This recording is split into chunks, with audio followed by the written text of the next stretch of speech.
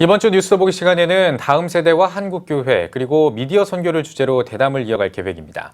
오늘은 그 두 번째 시간으로 한국교회를 위협하는 이단들의 포교 전략과 이에 대응하기 위한 방안들에 대해서 이야기를 나눠보겠습니다. 바른미디어 대표 조미든 목사와 함께하겠습니다. 목사님 안녕하십니까? 네, 안녕하십니까? 네, 반갑습니다, 목사님. 자, 먼저 목사님께서 대표로 사역하고 계시는 이 바른미디어에 대한 소개가 좀 필요할 것 같습니다. 네, 저희는 이제 신학과 이단 사이비 문제를 전문으로 다루고 있는 언론이거든요. 예. 그래서 국내외에 있는 다양한 신흥 종교와 이단 사이비에 대해서 연구하고 취재해서 공신력 있는 정보를 제공하고 동시에 성도들이 좀 건강한 신앙인으로 세워지기 위해서 필요한 그런 소양을 기를 수 있는 컨텐츠들을 만들어서 제공하고 있습니다. 네. 네. 한국교회가 이단으로 규정한 단체들이 정말 많습니다. 국내외에서도 활동을 하고 있다고 들었는데요. 네.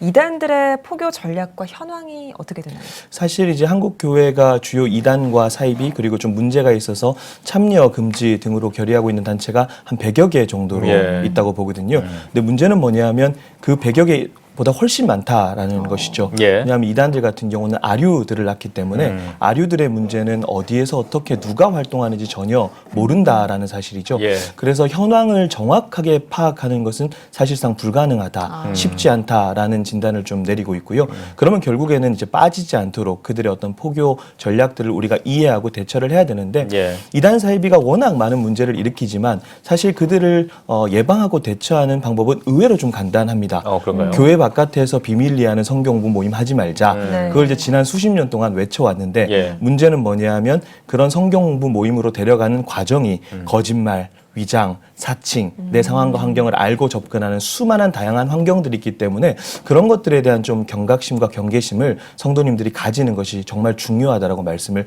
드리고 싶어요. 네, 그렇군요.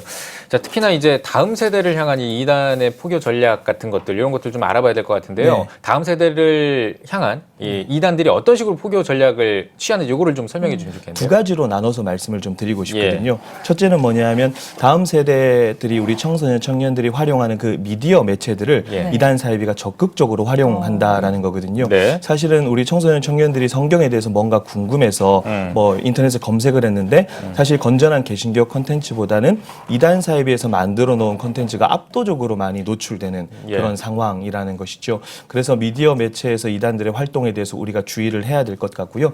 또 한 가지는 중요한 건 뭐냐면 요즘에 청소년 청년들이 교리 때문만 이단에 빠지는 것이 아니다라는 거거든요. 그런가요? 결국 관계의 문제라는 것이죠. 그러니까 세대 간의 관계가 단절돼 있고 가정이나 소속된 공동체에서 사랑과 돌봄을 받아야 되는데 그런 것들을 충분히 받지 못한 청년들에게 마치 사랑을 굉장히 많이 주는 것처럼 접근하는 이단 사이비의 접근이 굉장히 매력적일 수 있다라는 것이죠. 그러면 이 문제를 생각했을 때 우리 교회와 가정이 무엇을 해야 될까라는 답이 내려지겠죠. 네.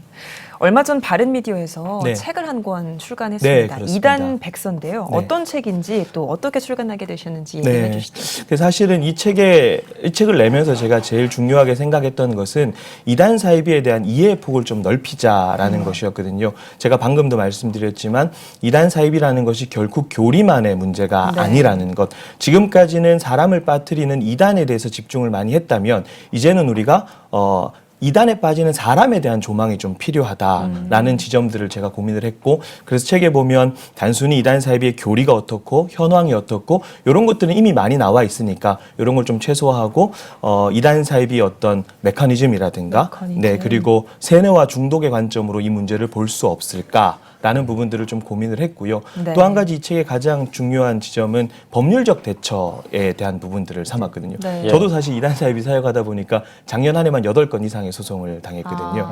그런 과정을 통해서 이단 사이비와 이 대책의 문제는 법률적 대응이 때려야 뗄 수 없는 관계다. 그럼 한국 교회가 조금 지혜롭게 이 법률적으로 이 문제를 대응할 수 없을까라는 부분들을 이 책에 조금 녹여낸 것 같습니다. 네. 그렇다면 그 소송 과정 중에 하나 정도 소개해 주실 게 있다면 좀 어떤 사례가 있을까요? 과거에 이단 사이비 관련된 소송은 대부분 명예훼손이나 뭐 손해배상이나 이런 것들에 좀 국한이 되어 있었는데 이제 미디어 매체들을 활용하다 보니까 뭐 저작권이라든가 인격권이라든가 그리고 피해자들의 목소리를 내는 인터넷 그 카페 폐쇄 가처분이라든가 네. 이런 소송의 폭이 굉장히 다양해졌다는 말이죠. 그러면 그런 이단들의 다양한 소송에 대해서 우리가 좀 어떻게 대응해야 될까? 제가 경험했던 것들 그리고 주요한 판례들을 이 책에 조금 담았습니다. 예, 아, 그렇군요. 그러셨군요. 알겠습니다. 뭐 지금 시대가 급변하고 또 뭐 사회 구성원 간의 소통의 도구가 다양해지면서 특히나 미디어의 역할이 참 네. 중요하다 이런 이야기들이 많은데요. 예, 특히나 이제 미디어 선교가 굉장히 중요하다라는 이야기는 많이 나오는데 왜 중요한지 또 미디어 선교가 어떤 역할을 할 수 있을지 네. 그 부분에 대해서도 좀 짚어주시죠. 뭐 미디어 선교가 중요한 이유는 결국 영향력 때문이라고 볼 수 있을 것 네. 같아요. 예. 제가 한 가지 재미있는 예를 좀 들어드리면 예, 예. 네. 저희가 한 그 피해자 분의 영상을 찍어서 내가 이 단체로 인해서 이런 피해를 입었습니다라는 영상을 게시를 했는데 이게 댓글이 수천 개가 달린 거예요. 네. 그 단체 신도들이 와서 댓글을 달고 또 지나가다가 보시는 분들이 또 댓글을 달고 논쟁이 일어나고 그렇게 댓글이 많아지고 조회수가 많아지다 보니까 그 단체에 대한 검색을 했을 때 그 영상이 상위에 노출이 되더라고요. 네, 그런 현상이 벌어지니까 피해자들 입장에서는 도움이 많이 되었다. 예, 예. 그리고 또 그 단체에 대해서 잘 몰랐던 분들 같은 경우는 그 피해자 영상을 보시고 그 단체의 실체를 알게 되었다. 그러니까 그렇게 만들어 놓은 영상들이 뭐 시대와 어떤 시간을 초월해서 여기저기로 막 떠돌아다니지 않습니까? 예. 그런 좋은 영향력들을 좀 발휘하기 때문에 미디어 선교가 굉장히 중요하다라고 말씀을 드리고 싶어요. 예, 네. 예. 앞서서 대표님께서 미디어를 활용한 이단들의 포교 전략도 네. 치밀해지고 있다라고 짚어주셨는데요. 미디어 선교가 그러면 어떤 방향으로 좀 나아가야 하는지 그 방향성을 제시해 주신다면요. 네, 일단은 피해 사례들이나 폐해들을 계속해서 알리는 것이 굉장히 중요하다라고 말씀을 드리고 싶어요. 그래서 뭐 이단이나 아니면 동성애나 이런 반기독교적인 어떤 문화들에 대한 피해 사례를 계속해서 알리는 영상들이 좀 필요할 것 같고 피해만 계속 얘기하다 보면 지칠 수 있거든요. 결국에는 피해를 하고 비판을 한 동시에 그럼 대안은 뭔가? 그럼 애초에 그런 것들에 빠지지 않기 위해서 우리가 무엇을 해야 될 것인가라고 하는 예방적인 그런 컨텐츠들이 많이 필요해서 그 두 가지가 같이 가야 되는데 사실상 뭐 피해 사례도 그렇고 예방할 수 있는 컨텐츠도 그렇고 뭐 이단 사이비들이 생산해내는 것보다는 훨씬 적게 우리가 만들어내고 있지 않은가라는 생각을 하게 되고 결국에는 이런 것들을 만들어내기 위해서 뭐 인력이나 재정이나 시간이나 이런 것들이 굉장히 많이 들기 때문에 한국교회와 성도님들이 이런 부분들을 우리가 같이 고민해야 되지 않겠는가 라는 생각을 하게 됩니다. 예. 네. 예, 그 이단에 빠진 분들께 혹시 네. 이단이 만약에 빠진 것 같다 그러면은 이런 식으로 좀 했으면 좋겠다 이런 조언을 해주신다면 어떤 말씀 몇 가지 가이드라인을 제시할 수 있는데 예. 1차적으로는 절대로 그 감정적으로 대응하시면 안 된다라는 거거든요. 예. 가족이라고 할지라도 이제는 마귀라고 표현하기도 하거든요. 그래서 감정적으로 대응할 경우에 굉장히 극심한 어떤 문제를 일으킬 수 있고요. 그리고 교리 논쟁으로 푸는 것이 아니라 대화를 통해서 저 사람이 지금 빠진 지점은 뭐고 그 지점에 대해서 어떠한 대안을 제시할 수 있을지 스스로 생각하게 만들어주는 부분들이 굉장히 중요하고 또 교리 문제를 전문으로 상담할 수 있는 그런 상담소들을 이용하시라고 말씀을 드리고 싶습니다. 예, 네. 알겠습니다.